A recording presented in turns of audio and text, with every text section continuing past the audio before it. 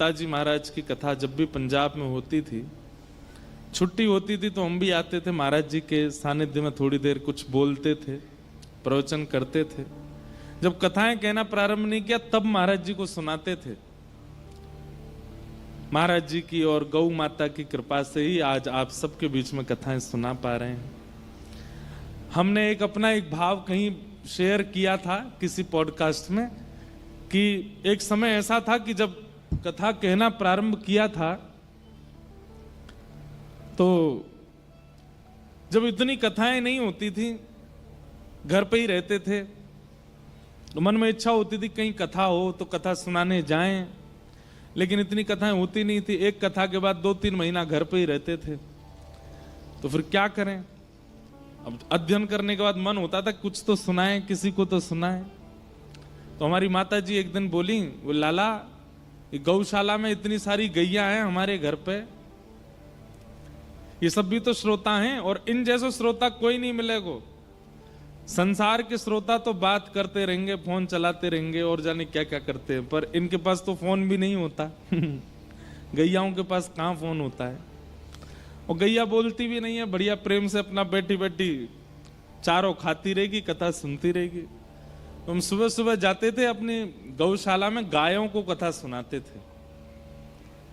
4 बजे जाते थे, 4:30 बजे करीब गैया, चारों तरफ गैया, बीच में तखत लगा के, व्यास मंच बना के और भागवत जी पधरा के, पर गैयाओं को ही कथा सुनाते थे। और ये क्रम बहुत दिनों तक किया। आज उन्हीं गैया की कृपा है कि हम अब हर दिन ठाकुर जी की कथा कहने कहीं ना कहीं जाते हैं। लेकिन आज भी याद आता है उन जैसा श्रोता हमको मिला नहीं। कितनी बार तो ऐसा होता बाबा कि कथा के बीच में कोई गैया ब्याह भी जाती, तो फिर हम नंदोत्सव मनाते थे। पूछते थे ग्वारिया बाबा से, कौन भयो, लाला भयो कि लाली भाई? तो कहते लाला भयो, तो नंदोत्सव मनाते। और कोई गैया की अगर लाली होती तो फिर राधाष्टमी महोत्सव मनाते। और राधाष्टमी महोत्सव, अब जैसे यहाँ नंदोत्सव होता है तो चॉकलेट फेंकते हैं, टॉफी लुटाते हैं सबको। तो गैयान के बीच में क्या करें, तो गुड़ लेके आते थे छोटे छोटे। तो नंदोत्सव के दिन गुड़ के लड्डू, छोटे छोटे गुड़, और या फिर दलिया बनवाते, दलिया बनवा फिर गैयाओं का उत्सव करते थे। बहुत आनंद आता था। तो गैया, हम एक बात स्पष्ट रूप से कथा में कहते हैं कि जिस व्यक्ति को गौ से घृणा है, या चलो गौ से घृणा नहीं है, लेकिन गौ गोबर से, गौ मूत्र से या गाय के पास जाने में डर लगता है, समझ लियो जाकू गैया से घृणा, गैया से डर लगे, ठाकुर जी को वहां से डर लगे। ठाकुर जी को गैया से डर ना लगे। ठाकुर जी तो गैया के नीचे बैठ जाएं, गोबर उठा लें, मुख में थन लेके पीन लग जाएं। श्रीमद् भागवत में अगर सबसे ज्यादा प्रेम ठाकुर जी ने किसी से किया है तो वो गौ से किया है। ये इस बात का प्रमाण है कि अगर आपका प्रेम गौ से है तो ठाकुर जी का प्रेम आपसे है।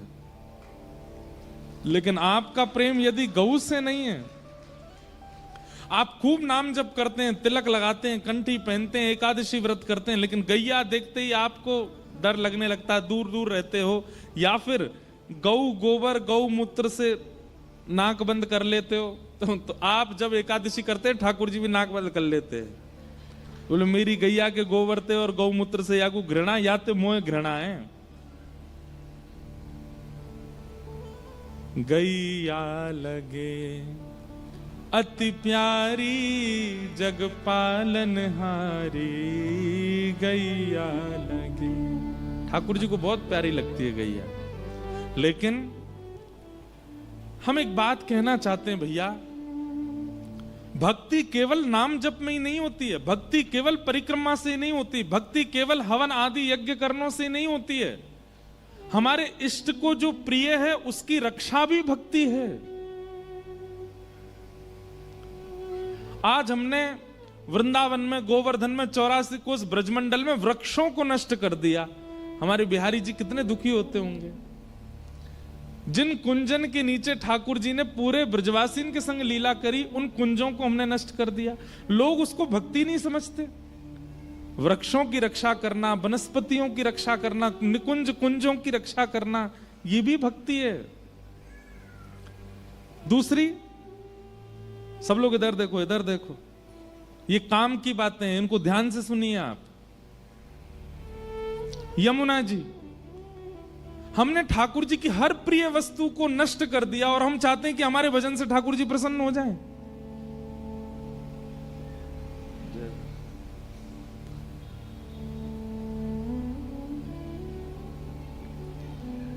वृक्षों को नष्ट कर दिया, यमुना जी को नष्ट कर दिया, और अब गौ, वो भी नष्ट होती जा रही है। जिनकी रक्षा की जिम्मेवारी गृहस्थियों को होनी चाहिए, उनकी रक्षा की जिम्मेवारी संतों ने ले रखी है। ये दुर्भाग्य की बात है। राष्ट्र की रक्षा, गौ की रक्षा, वनस्पति वृक्षों की रक्षा, नदियों की रक्षा, मंदिरों की रक्षा, धर्म की रक्षा, इसका दायित्व गृहस्थियों के जीवन में होना चाहिए। पर गृहस्थी तान दुपट्टा सोते हैं। संत महापुरुष बेचारे सब जगह डोलते हैं कि भाई गैया बचाओ, यमुना जी बचाओ, ब्रज बचाओ, धामों को बचाओ, मंदिरों को बचाओ, तीर्थों को बचाओ। हमारी आपसे प्रार्थना है, यमुना जी को तो हमने हाल अजीब कर ही दिया, ब्रजमंडल में भी वृक्ष वल्लरी बची नहीं, कम से कम ठाकुर जी की गैया बचे। और पंजाब के लोग थोड़ा सा इसमें सजग हों। पंजाब बहुत अच्छा प्रांत है, समृद्ध प्रांत है, बस खान पान के मामले में कभी कभी युवा हमारे भटक रहे हैं, यहाँ के परिवर्तन कर रहे हैं, अपने घरों को छोड़ छोड़ के दूसरे धर्म को अपना रहे हैं, स्वीकार कर रहे हैं। ये सब हो रहा है क्योंकि गौ के गोबर से अब ये पृथ्वी वंचित होती जा रही है। इसलिए हमारी प्रार्थना है भैया, आप भी और अपने बच्चों से भी गौ सेवा का प्रकल्प करना प्रारंभ कीजिए। यदि चाहते हैं कि सच में बिहारी जी प्रसन्न हो, वृंदावन प्रसन्न हो, श्री राधा रमन लाल प्रसन्न हो, श्री राधा वल्लभ लाल प्रसन्न हो, तो गैया की सेवा की भावना चित्त में लाओ। यमुना जी को एक आदमी शुद्ध नहीं कर सकता, तो वो तो सरकारी काम है। वृक्ष वल्लरी भी बहुत संख्या में, वो भी नहीं, पर गौ सेवा का प्रकल्प तो हर मानव कर सकता है। महाराज जी की इस विरह वेदना में आप सब लोग अपने प्रेम की आहुति दीजिए, ताकि ये संकट जो हमारे धर्म पर है ये कटे, ऐसी हमारी प्रार्थना है।